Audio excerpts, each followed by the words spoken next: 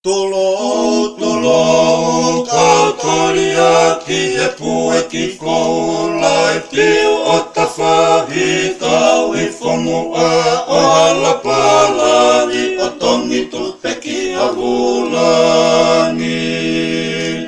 E isa ke taha ke ki whatu o tori ai kona he fue whairolo mo ke me ai he nio momoko mo tori au se he pua tori no fo.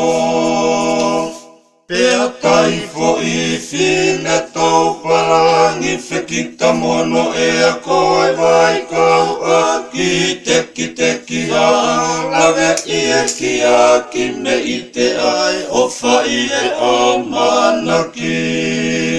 He isa me a mai ke talaka he I a maui ma iri whakaware hala a tangata hala a whawhine whakawhawha mo e tau loto mei e.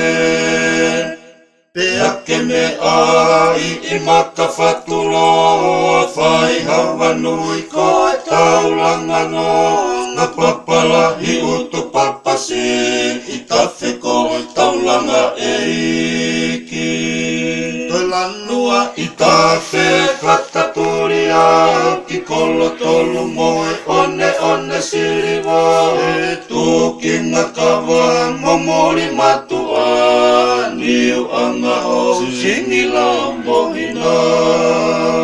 He koe ngatai a asi e kuango ki he funga piu matanga whakafo he kua malawe isi a kula